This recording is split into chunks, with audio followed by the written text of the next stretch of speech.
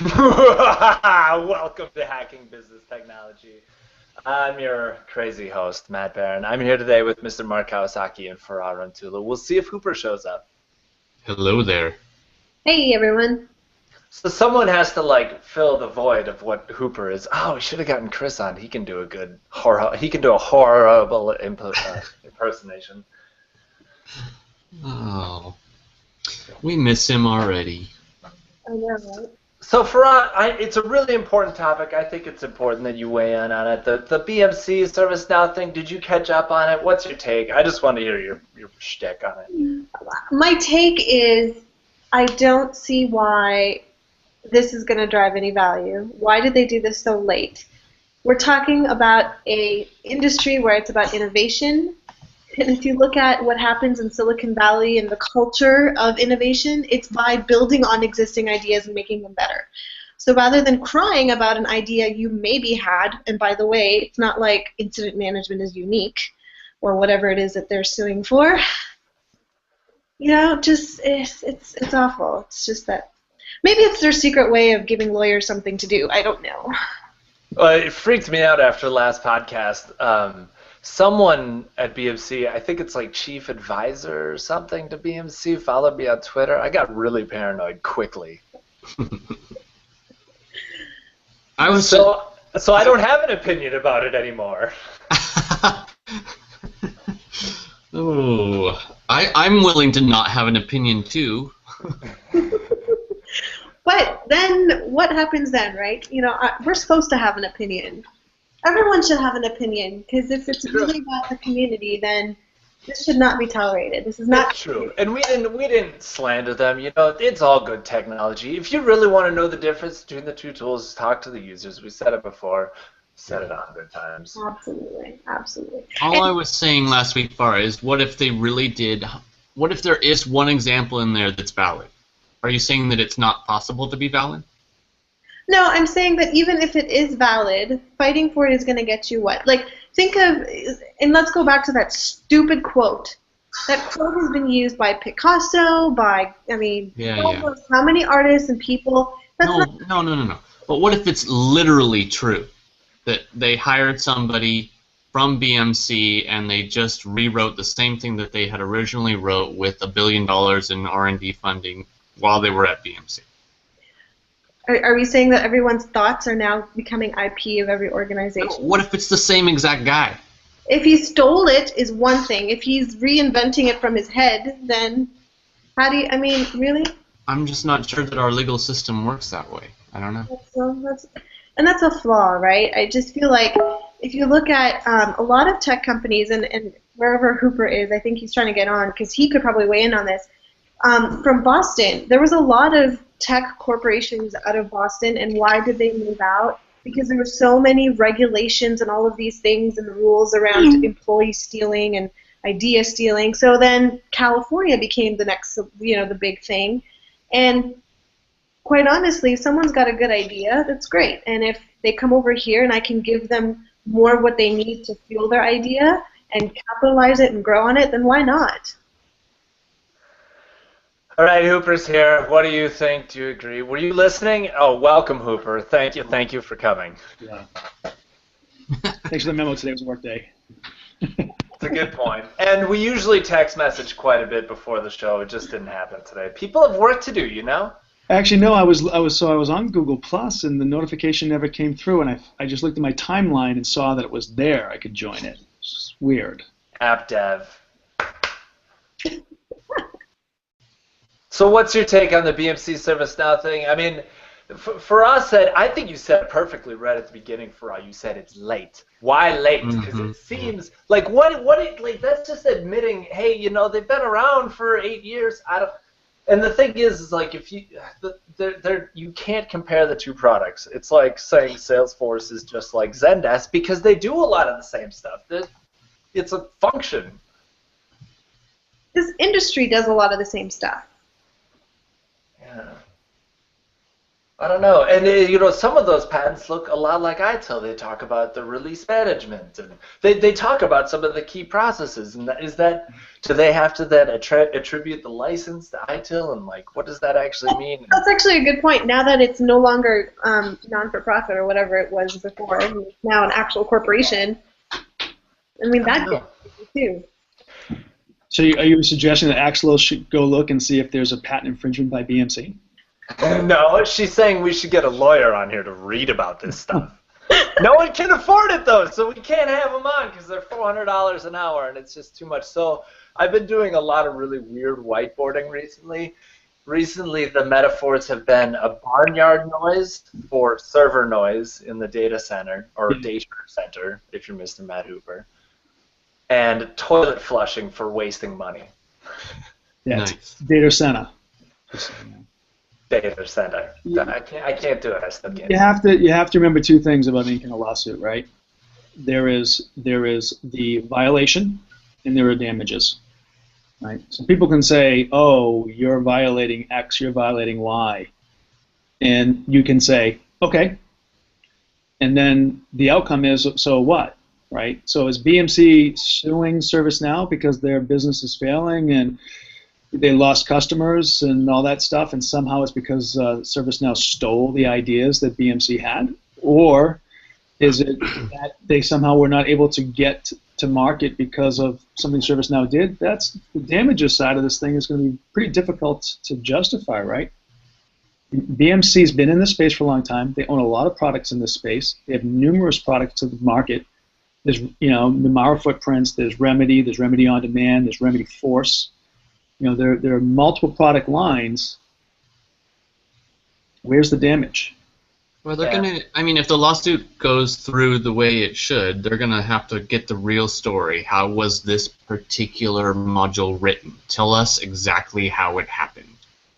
So, and I tell you the risk that ServiceNow has right now is that there was a fair amount of people that they did hire who had worked previously at BMC, and if those people brought in any way whatsoever software or code or scripts or documents or templates or post-it notes they had crafted at in Texas and brought to California, that's where they're going to get in trouble.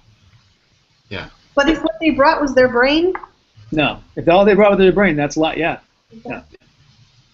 Well, we should get a guest on to walk us through this fascinating turn of events that's going to happen. Can we get someone from ServiceNow on to just talk to the auditors directly? We would have to. We would have to get someone on that hasn't already been instructed not to come on. Yeah, someone who's not been sequestered, which is pretty much Brian. Nice. Yeah, and that dude is tight-lipped. Oh man, I hope he's. Come on, that's about it. No, that wouldn't be that interesting though. We need to get Chris Pope or somebody that's in the project management space to talk. Not product management space. Yeah. Yeah, we're not going to though. They're probably all zipped up real tight. So I figured if I wanted to grow a mustache for Movember, I needed to start now because it takes me 3 months to actually grow one. That's why. It's Mark, what's great. your excuse? Oh, yeah, okay. Yeah, well, okay, thank you. That's very nice of you. So have you guys ever thought about taking your Facebook private or your Twitter stream to be protected? Why would I do that? Well, I don't know. That's just something that I've got on my notes after the guy from BMC following me on Twitter. Well, there's the whole Elo thing that's all over the news right now, right? Oh, wait, we're getting echo again. Is that Hooper? No? Good. Okay. What did you say? Privacy, there's this Elo product that's out now that there's a lot of talk about that has no advertisements, a social network. Is that somehow important? I don't know. I mean, there's risks involved with any company, whether it's advertising or not, but I don't know. Does that make it more private to you if it was something like Elo? I just think that there should be ways to protect yourself from individual people and users easily. That's what I think. But you can block them. Yes, but I think they can still mention you. They just can't DM you or something. Yeah. Because you can't stop someone from typing admin down. You know what I'm saying? Yeah. But Twitter's meant to be public. I mean, it's kind of silly if it's not, isn't it? I think so too. You see it all the time in the human rights circles. Or feminism. That's another great cause where people are attacked regularly on a public platform like that. It's the difficulty that these social platforms will have. And the thing about Elo is, it really was raked across the coals for it. They have no diversity. It's all white dudes. Like the whole thing is white dudes. So they were under fire quite a bit because there's no protection from anyone or anything at all. It's kind of like there was an Onion article I read the other day that was talking about getting bullied in private school and how you can't actually move your kid to private school to avoid bullying because then the bullies just become more targeted and more focused. They're just bullies with money. Yeah, it's true. And I guess there is no safe space except for total anonymity. They get their driver to beat you up instead of they beat you up. That's awful. Oh, I know. I didn't go to that school, so I don't know. Peace, man. Peace. So you're thinking about going private on your Twitter, Baron, huh? Well, it crossed my mind. I never really thought about it. There was something that happened on Facebook recently too that sort of triggered it too. There's I do on HeyHoop. My Twitter handle HeyHoop is private.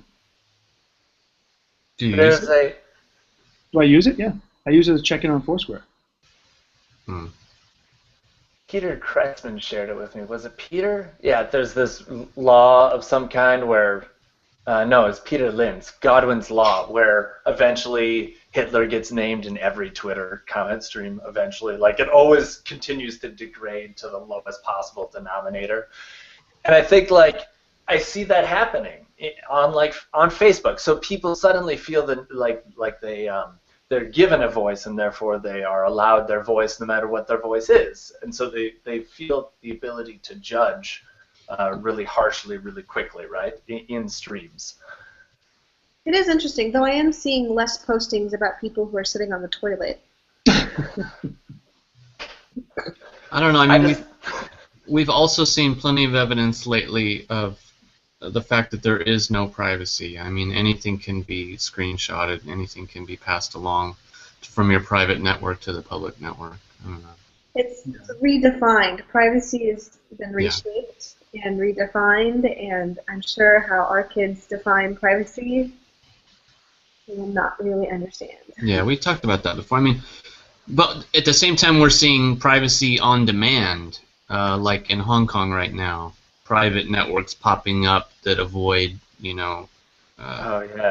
China's gaze and that sort of thing. Well, what's the purpose of them now?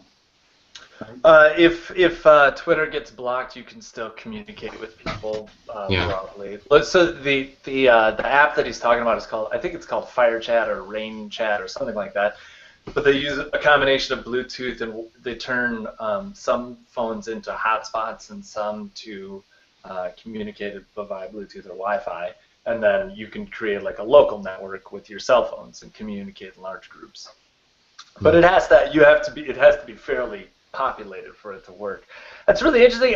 Before you said privacy is going to look different to kids, and I think right now privacy is something that we do. It's very passive. It's sort of defense, right? We think of it as defensive. I wonder if it'll ever switch to become where you need to be actively fighting for your privacy, it's managing inbox zero.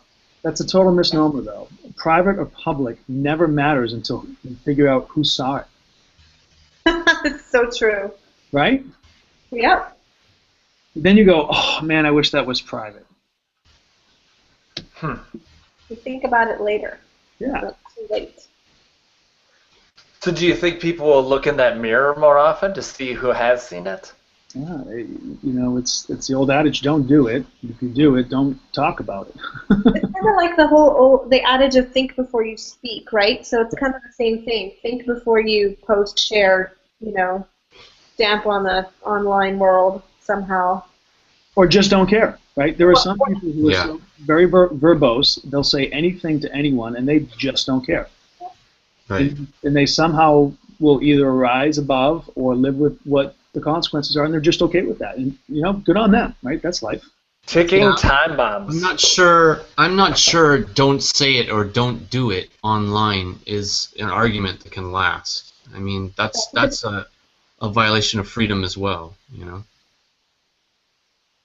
Yeah, I tweeted it a long time ago. I said, don't tweet like a good person, be a good person. Mm-hmm.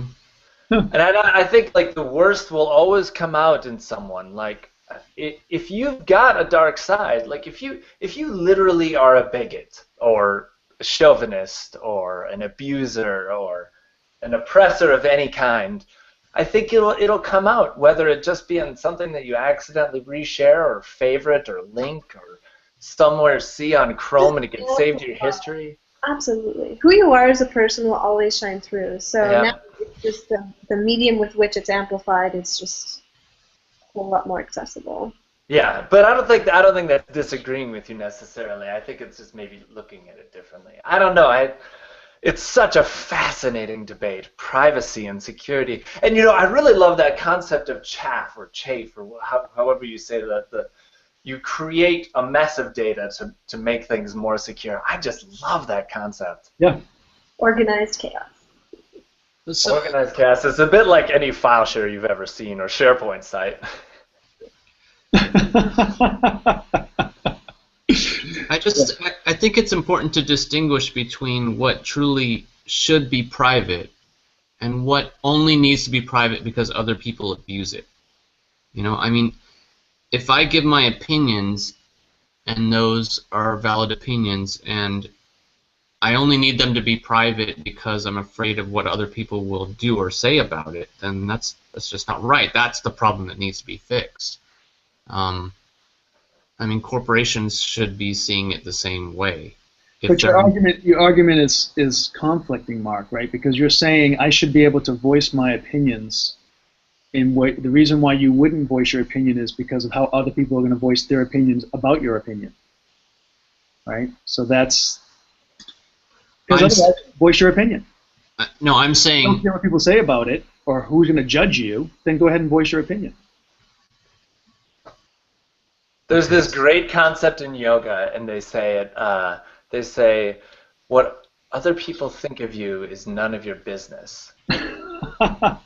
Isn't that interesting? Like, we worry about what other people think of us, but there's no way that you can control it. No matter what. All it takes is one goofy joke on here about toilets flushing, and people see that when they see me every time. Or the bow tie. Or that guitar back there, or the purple shark that my 6-year-old. Okay. But we're not just talking about whether or not you worry about it. We're talking about lost opportunities as well. So if I say something honest that keeps me from keeping my job or working for other companies. You tell me first. Well, obviously.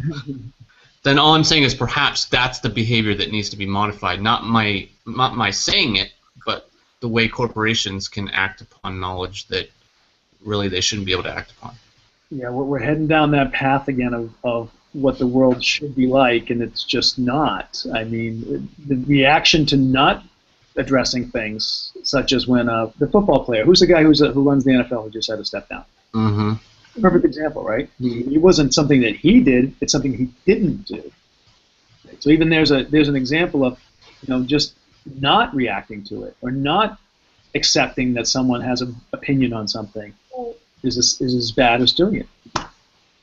Yeah, and it's interesting because even corporations, what do? They hear your name, they check your LinkedIn, or they check your Facebook profile. So it's interesting and challenging at the same time because the very nature of our human, I guess, being is to get to know somebody for all that they are. And now there's so many mediums available, so I can find out whether this person will be the right fit, or I should trust them, or it's very, very interesting. And now the question becomes, so if somebody chooses to, it goes back all the way down to the Chick-fil-A challenge. So whether it's the NFL or the Chick-fil-A president who is, donating to a charity that people were, not the, donating to the charity that people were like questioning why, I don't want to support you if you're not going to be open to people's rights and sexual orientation or what have you. It's so interesting because now the crowd or the general population influences consequences that on a level like no other. Yes, and they influence expectations of privacy as well. I mean, was that elevator video a violation of privacy?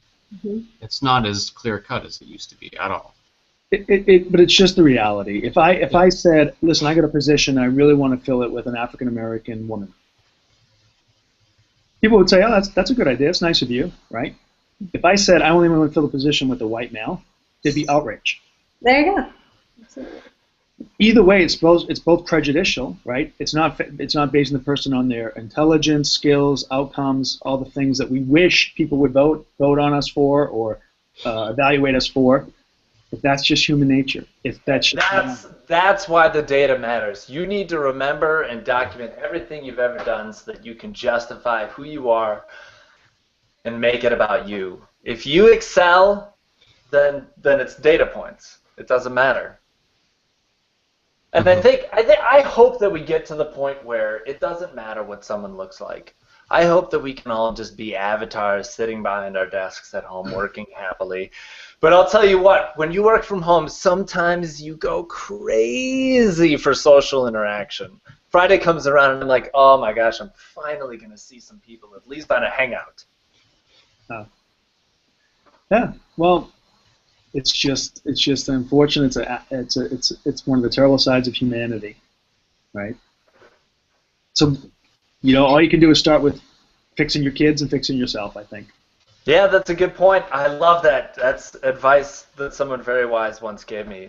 I sometimes get really frustrated about the oppression in the world, and that's the advice they said. Just raise good kids. If you got 2 kids, they're number 1 for you, so that's all you can do is raise them right. I don't know. I mean, but that's also saying don't ever be on the offense for rights for privacy or rights for transparency. And I mean, I think we need to do that as well. We need to get out there and say this should not be private or this needs to be private. Oh, yeah, and I think that's what's implied, is make the right leadership choices to prepare your children for the future, whether it be just being a good person and making good choices, or paying attention to what you're sharing and what your online personality is, and what is private. When do you unplug, and when do you wear that little amulet that makes no camera work within any range of motion? Well, I mean, I think it's about every individual needs to define what's their acceptable level of boundaries, right? Where are they comfortable? Where are they not comfortable? Once you understand that, then I think that influences, how you act, and I think that's what we need to teach, and not even just our kids, right? When we talk, imagine how much more effective an HR policy would be.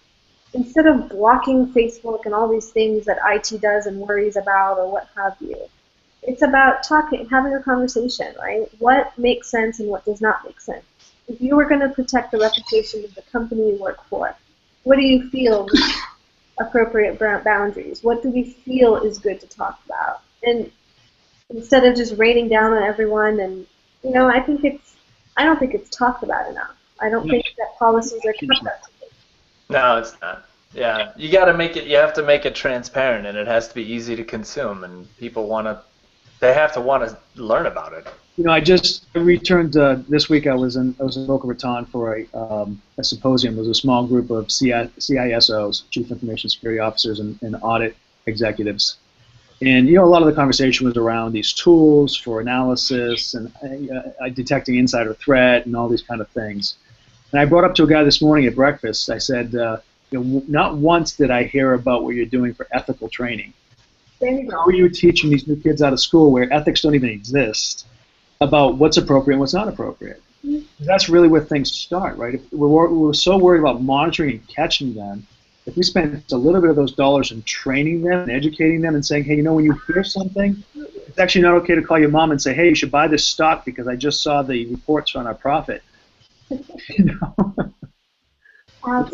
again, even that is cultural and shifting. I mean, 10 years ago, it was thought that the contact list of an enterprise organization was secure and needed to be private, and that's totally changed. Well, it depends on the organization. It does. If you're a hedge fund, it still is. I mean, what about for performance, individual performance information? What if everyone's review was public and on the internet? What if everyone's, we talk about salary a lot, but I mean, there's a lot of information that is just a cultural interpretation. There's no law that says your performance review can't be public. No. I think that's an organization but I would hate to see a law that says it has to be public. Sure. I mean, hey, we've all had downtimes in our life, right, where we just weren't performing at our best. Absolutely. So what's the span? Do they look at a 2-year aggregation in some, or do they look at a 7-year aggregation in some? That's where it gets a little dangerous. Well, I think it goes back to what we said about the way kids are different, though. I mean, I really believe the best way to teach our kids is to teach them to be as public as possible, to assume everything is public, to assume that you've been just hacked, and you're being hacked 24 hours a day. That's a good point. I mean, it was interesting. One of my Facebook connections actually, they posted their report cards. Yeah.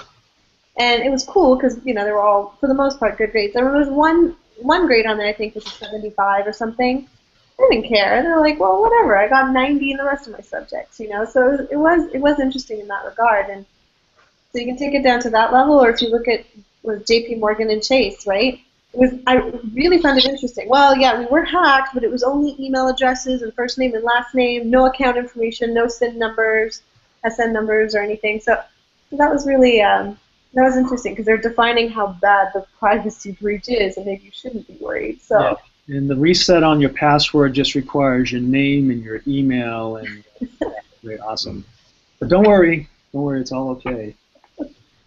Yeah, that was the interesting thing about the Apple breach, too, that they weren't actually breached, but the questions they choose, at least for celebrities, are easy for anyone to find out.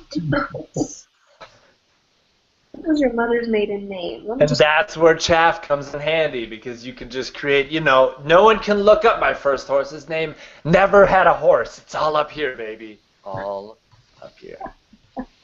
And that's how you hack business technology. All right, thanks for showing up. Thanks for being here. Thank you to my lovely co-hosts. We'll see you next week.